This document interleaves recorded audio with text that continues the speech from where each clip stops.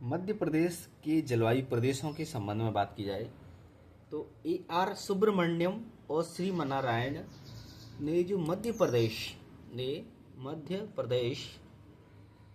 के तापमान और वर्षा के वितरण को आधार मान करके S.R. सुब्रमण्यम और श्री नारायण ने मध्य प्रदेश के तापमान और वर्षा के वितरण को आधार मान करके जो कोपेन का वर्गीकरण है उसको राज्य उसके अनुसार राज्य का जो जलवायु क्षेत्र है उसको 3 भागों में बांट दिया है। उन्होंने क्या बताया कि अर्ध शुष्क अथवा स्टेपी प्रकार का होता है, गर्म शीतोष्ण वर्षा जलवायु होता है, उष्णकटिबंधीय आर्द्र एवं शुष्क जलवायु होती है।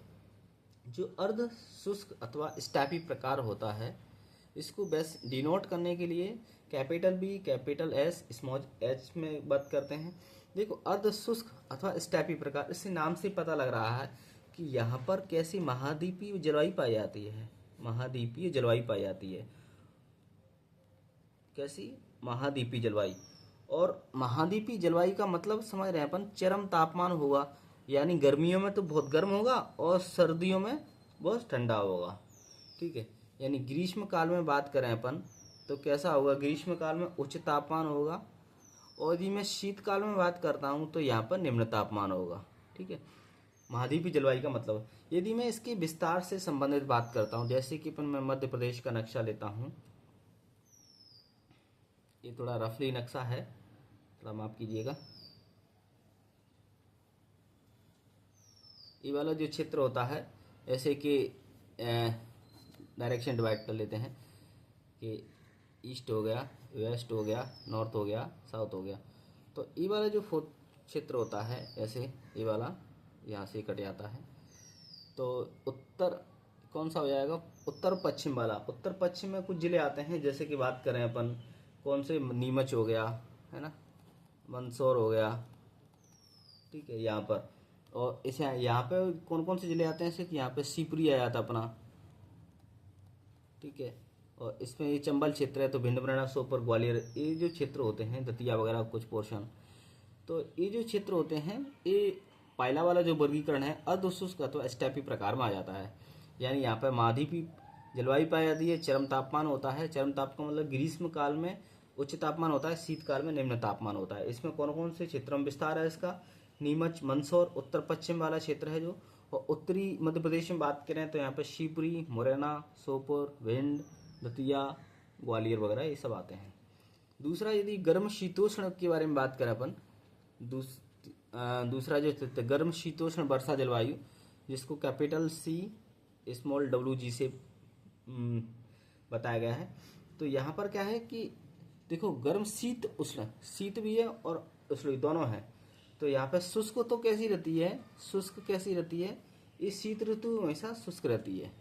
शीत में ठंड का मौसम होता है, वहाँ पे ठंडी बिल्कुल सूखी टाइप की, मतलब क्या पड़ती है? ठंडी पड़ती है। और जो गर्म होती है ना, गर्म ग्रीष्म काल में कैसा होता है? मौसम गर्म रहता है।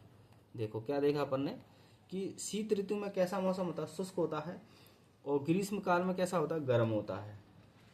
ठीक है, और इसका विस्तार बात करें तो मध्य प्रदेश का जो मध्य वाला पोर्शन होता है, मध्य वाला, यानी मैं बात करता हूँ पश्चिम से लगा करके पूरब तक। ठीक है, इसका जो ये जो पोर्शन होता है, यानी मालवा वगैरह, बुंदेलखंड, बघेलखंड, ये वाला जो पोर्शन होता है ये ज़्यादा तरीका से इस वाले क्षेत्र में आता है। यानी देखो अपन ने 2 चीज़ देखी, कौन सा? अर्ध शुष्क अथवा स्टेपी प्रकार, capital B capital S small S से डिनोट करते हैं। ये महाद्वीपीय जलवायु होती है, यानी चरम तापमान होते हैं, यानी ग्रीष्म काल में उच्च तापमान और शीतकाल में निम्न तापमान।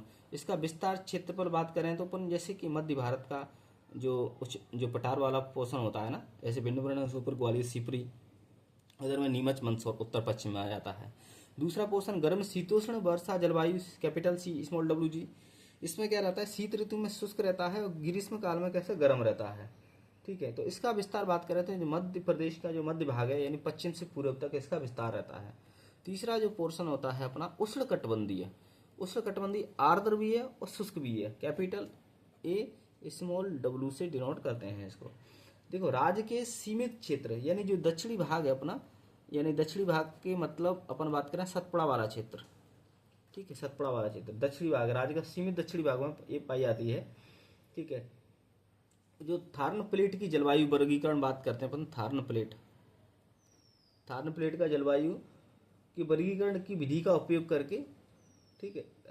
चलो ये तो आगे वाला पोर्शन होता है। वैसे इसका सीधा सा आएगा, मतलब ये जो AW वाला है ना, कौन सा, उष्णकटिबंधीय आर्द्र एवं शुष्क जलवायु, ये जो मध्य प्रदेश का सीमित दक्षिणी वाला जो क्षेत्र होता है वहां पर ये पाई जाती है। यानी अभी बात करा था अपन ने कि AR सुब्रमण्यम और श्रीमान नारायण ने मध्य प्रदेश को जो तापमान और वर्षा के दृष्टिकोण से जो कोपेन का वर्गीकरण होता है उसके हिसाब से 3 भागों में बांटा है। अर्ध शुष्क अथवा स्टेपी प्रकार, गर्म शीतोष्ण वर्षा जलवायु, और कौन सा होता है, उष्ण कटिबंधीय आर्द्र भी है और शुष्क भी है, ठीक है। तो पहला था अर्ध शुष्क में, इसमें कैसी महाद्वीपीय जलवायु पाती है, चरम तापमान होता है, यानी गर्म में अत्यधिक उच्च तापमान होता है, शीत ऋतु में तापमान निम्न होता है। इसका क्षेत्रफल विस्तार बात किया है तो मंदसौर और नीमच वाला क्षेत्र उत्तर पश्चिम में, उत्तर में भिंड, मुरैना, शिवपुरी, ग्वालियर, दतिया ये पोर्शन आता है। और गर्म शीतोष्ण वर्षा जलवायु में कैपिटल CWG होता है स्मॉल में, तो यहाँ पे शुष्क शीत ऋतु होती है, गर्म ग्रीष्म ऋतु होती है, ठीक है। और इसका विस्तार मध्य प्रदेश का जो मध्य भाग है यहाँ पे पश्चिम से पूर्व तक इसका विस्तार होता है, ठीक है। मालवा अपन बात करें, बुंदेलखंड, बघेलखंड, रीवा का पठार, ठीक है, ये वाला सब पोर्शन में यही चीजें मिलती है अपन को। और उष्णकटिबंधीय आर्द्र जलवायु के बारे में बात करें, आर्द्र शुष्क जलवायु का, इसका जो क्षेत्र होता है दक्षिणी भाग ही होता है, सिर्फ सीमित दक्षिणी भाग वो भी। अगला जो बात करते हैं थार्न प्लेट के अनुसार, ठीक है, इसका जलवायु वर्गीकरण, इन्होंने भी क्या है मध्य प्रदेश को 3 प्रकार के जलवायु क्षेत्रों में बांटा है। तो थार्न प्लेट के अकॉर्डिंग जलवायु के वर्गीकरण की विधि का उपयोग करके राज्य को भी 3 भागों में विभक्त किया है। देखो इसमें कौन कौन सी बात करते हैं अपन, अर्ध शुष्क जलवायु, अभी इसमें भी देखा था अपन ने अर्ध शुष्क जलवायु, जो क्या बोलते हैं कोपेन के अकॉर्डिंग, तो इसमें भी यही होता है अर्ध शुष्क जलवायु, ठीक है, अर्ध शुष्क जलवायु। तो इसमें अर्ध शुष्क कोई परिवर्तन तो आएगा नहीं, इसमें वही प्रदेश होंगे जो कि कोपेन के अकॉर्डिंग थे, भिंड, मुरैना, सोपोर, दतिया, नीमच, धार, झाबुआ वगैरह ये आ जाते हैं। दूसरा होता है शुष्क अल्क, दूसरा को होता है शुष्क, होता है शुष्क और अल्प आर्द्र होती है, अल्प आर्द्र जलवायु, शुष्क अल्प आर्द्र जलवायु। इसमें संपूर्ण बुंदेलखंड वाला क्षेत्र आ जाता है, बुंदेलखंड, ठीक है, बुंदेलखंड। और रीवा पन्ना का पठार भी आया था भैया, कौन सा, रीवा पन्ना का पठार, ठीक है, रीवा पन्ना का पठार, बघेलखंड का पठार, मालवा का पठार और नर्मदा सोन घाटी। देखो अर्ध शुष्क जलवायु क्षेत्र में तो कौन सा आता है, जो भिंड, मुरैना, सोपोर वाला क्षेत्र है, ठीक है। और कुछ मतलब जैसे कि जो पश्चिमी मध्य प्रदेश वाला पोर्शन होता है कि नीमच, मंदसौर, झार, झाबुआ, रतलाम, ये पोर्शन आ जाता है। शुष्क अल्पार्द्र जलवायु में बुंदेलखंड आ जाता है, बघेलखंड आ जाता है, मालवा आ जाता है, नर्मदा सोन घाटी आती है, रीवा पन्ना का पठार, ये सब आ जाते हैं। फिर तीसरा जो पोर्शन होता है, तीसरा जो भाग होता है उत्तर अल्पार्द्र, तर अल्पार्द्र जलवायु आ जाता है, देखो तर अल्प। तो इसमें कौन कौन सा आता है, जो बिल्कुल तर मतलब बहुत ज़्यादा, बिल्कुल तर मतलब पानी में डूबा हुआ क्षेत्र, ऐसे मतलब ऐसा बोल सकते हैं। तो यहाँ पे अपन को पता है कि जो अपना पूर्वी मध्य प्रदेश होता है, पूर्वी मध्य प्रदेश और पूर्वी दक्षिण पूर्वी बात करें, जैसे कि बालाघाट हो गया, ठीक है, मंडला हो गया, जबलपुर का कुछ पोर्शन हो गया, ठीक है, यहाँ पर जो क्षेत्र है वो उत्तर अल्प आर्द्र जलवायु में आ जाता है। देखो थार्न प्लेट के अकॉर्डिंग मध्य प्रदेश के जलवायु क्षेत्रों को 3 भागों में बांट सकते हैं कि अर्ध शुष्क जलवायु उसमें और कोपेन वाले में सेम ही रहता है। शुष्क अल्प आर्द्र जलवायु में शुष्क, इसमें क्या हो जाएगा, जैसे कि यदि कंपैरिजन करते हैं अपन तो किसी कोपेन से, जिसके AR सुब्रमण्यम और श्रीमान नारायण ने जो डिवाइड किया है कोपेन के अकॉर्डिंग, तो अर्ध शुष्क और स्टेपी प्रकार, और थार्न प्लेट का अर्ध शुष्क दोनों सेम है। दूसरे उसमें क्या आता है, गर्म शीतोष्ण वर्षा जलवायु होती है, और यहाँ पे क्या है, उसमें क्या है, पश्चिम से पूर्व तक और ग्रीष्म ऋतु में गर्म और शीत ऋतु में शुष्क जलवायु पाई जाती है। यहाँ पे क्या है, शुष्क अल्पार्द्र, शुष्क भी है अल्पार्द्र है, तो यहाँ पे बुंदेलखंड, रीवा, पन्ना ऑलमोस्ट सेम ही चीज होती है, ठीक है। ये वाला पोर्शन उसमें भी आ रहा था। और तीसरे में उसमें क्या था, उष्ण कटिबंधीय आर्द्र भी आ रहा है और शुष्क जलवायु थी। और यहाँ पे क्या है, तर अल्प आर्द्र जलवायु है। यहाँ पर बालाघाट, मंडला और जबलपुर के कुछ जिले इसमें शामिल होते हैं। ठीक है, ये तो बात हो जाती है। अब अपन बात करेंगे जलवायु के आधार पर मध्य प्रदेश को। अब कोई स्पेशलिस्ट नहीं ले रहे हैं इसमें ना, तो जलवायु के आधार पर मध्य प्रदेश को कितने भागों में बांटा है अपन, 4 भागों में बांट रहे हैं। ठीक है, पहला कौन सा है भैया, उत्तर का मैदान। ठीक है, और दूसरा कौन सा है, उत्तर में यही हो जाएगा जो अर्ध शुष्क जलवायु वगैरह आ रहा है। ठीक है, थार्मो प्लेट के अकॉर्डिंग, और क्या बोलते हैं, कॉपन के अकॉर्डिंग वही स्टेपी प्रकार अर्ध शुष्क वाला। और यहाँ पे उत्तर का मैदान बोल रहे हैं अपन। दूसरे में मालवा का पठार आ गया अपना। ठीक है, और तीसरे में क्या आ गया, विंध्य विंध्य विंध्य पर्वतीय पठार, पठार नहीं बोलेंगे इसको, प्रदेश ज़्यादा सही रहेगा, विंध्य पर्वतीय प्रदेश। और सबसे नर्मदा मैया आती है, नर्मदा घाटी वाला क्षेत्र आ जाता है। देखो, यदि मध्य प्रदेश के जलवायु क्षेत्र में बात करें अपन, जलवायु के आधार पर 4 भागों में बांटते हैं, उत्तर का मैदान, मालवा का पठार, विंध्य प्रदेश और नर्मदा घाटी क्षेत्र। तो उत्तर का मैदान अपन समझ रहे हैं, इसमें मध्य भारत का पठार आ जाता है। कौन सा, मध्य भारत का पठार। ठीक है, मध्य भारत का पठार, बुंदेलखंड भी आ जाएगा और रीवा पन्ना का पठार आ जाएगा। और देखो, इसमें अपन पढ़ते ही आ रहे हैं कैसी जलवायु होती है, यहाँ पे महाद्वीपीय जलवायु होती है। महाद्वीपीय जलवायु मतलब समझ रहे हैं ना, गर्मियों में अधिक गर्म और ठंडों में, शीत ऋतु में तापमान निम्न हो जाता है, ठंडी पड़ती है यहाँ पे। एक्चुअल में ये वाला जो क्षेत्र होता है, अपन देखते हैं कि समुद्र से अधिक दूर होने के कारण ग्रीष्म काल में उच्च तापमान और शीतकाल में निम्न तापमान हो जाता है। मध्य प्रदेश का सबसे गर्म स्थान कौन सा अपन ने निकाला है भी, खजुराहो। खजुराहो बस समझ रहे हैं ना, जो 10वीं शताब्दी में तो चंदेलों ने अपने मंदिर वगैरह बनाए हैं ना। तो और सबसे जो ठंडा वाला, देखो ये तो गर्म हो गया। ठीक है, और ठंडा कौन सा है, शिवपुरी। दोनों क्षेत्र मिल जाते हैं, गर्म भी और ठंडा भी। देखो, उत्तर के मैदान में अपन लिखने का तो क्या आ जाएगा कि इसमें मध्य भारत का पठार, रीवा पन्ना का पठार और बुंदेलखंड का पठार सम्मिलित होता है। ठीक है, इस क्षेत्र की जलवायु कैसी है, महाद्वीपीय प्रकार की जलवायु होगी। ठीक है, और यहाँ पर समुद्र से दूर होने के कारण और हिमालय से नज़दीक होने के कारण इसका तापमान कैसा है, ठंडा रहता है सर्दियों में, गर्मियों में कैसा रहता है, गर्म। वैसे मेनली समुद्र से दूर के कारण इसका इफेक्टिव रहता है, प्रभाव रहता है। तो समुद्र से दूरी होने के कारण ग्रीष्म ऋतु में तापमान कैसा रहता है, गर्म रहता है, शीत ऋतु में ठंडा रहता है। यदि रिकॉर्ड के बारे में बात करें, खजुराहो में अत्यधिक गर्म क्षेत्र को रिकॉर्ड किया गया है, और जो ठंडा क्षेत्र है वो शिवपुरी को रिकॉर्ड किया गया है। सेकंड, मालवा के पठार के बारे में बात करें तो यहाँ की जलवायु कैसी है, सम जलवायु है, सम जलवायु है।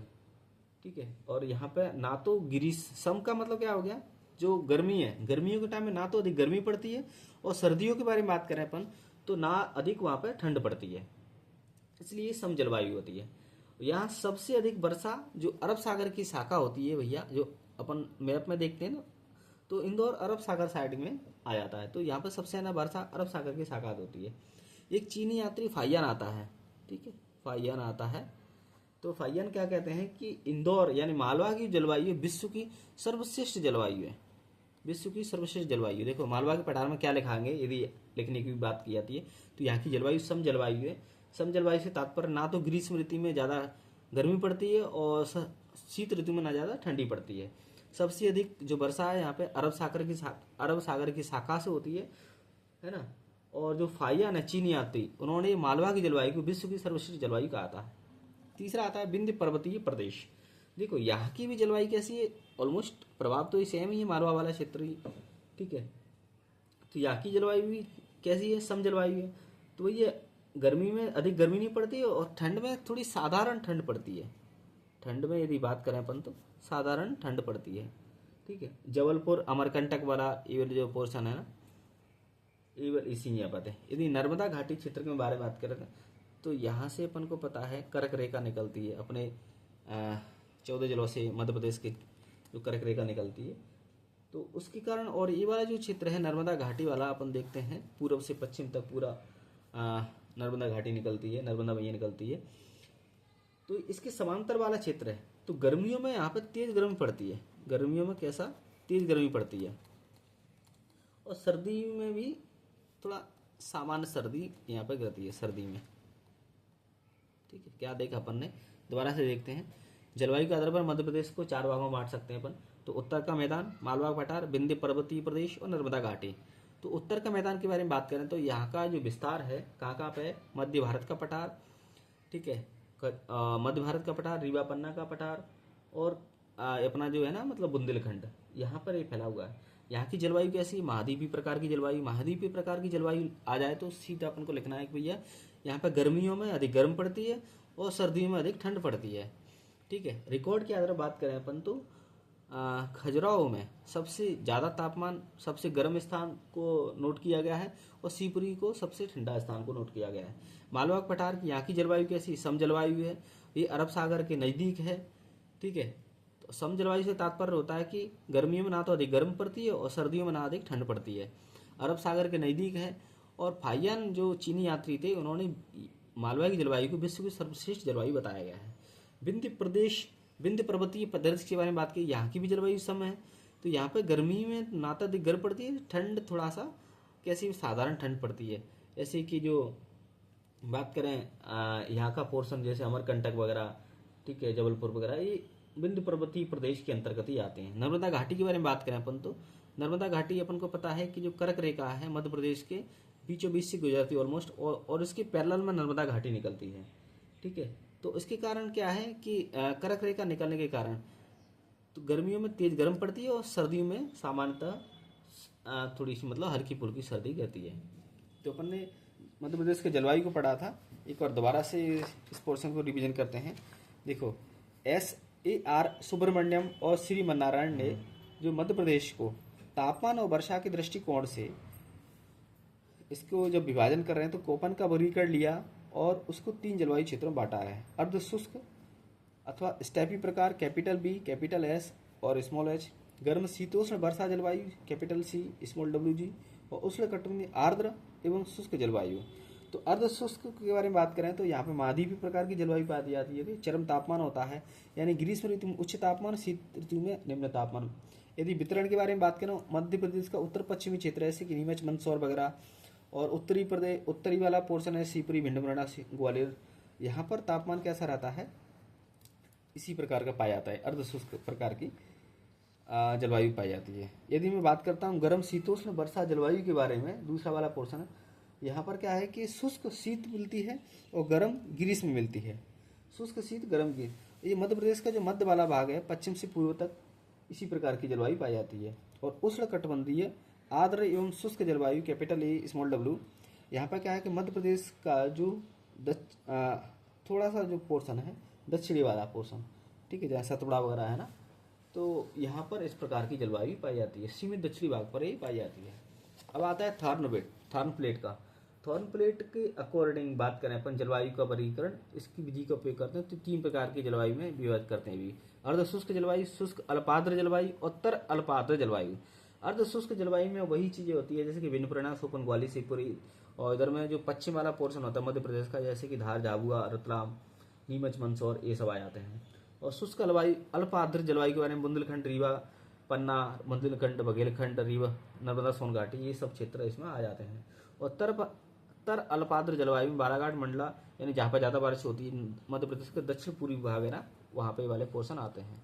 अगला है जलवायु के आधार पर मध्य प्रदेश को 4 भागों में बांट देते हैं। उत्तर का मैदान जैसे कि मध्य भारत का पठार, महाद्वीपीय प्रकार की जलवायु पाई जाती है यहाँ पर, ठीक है।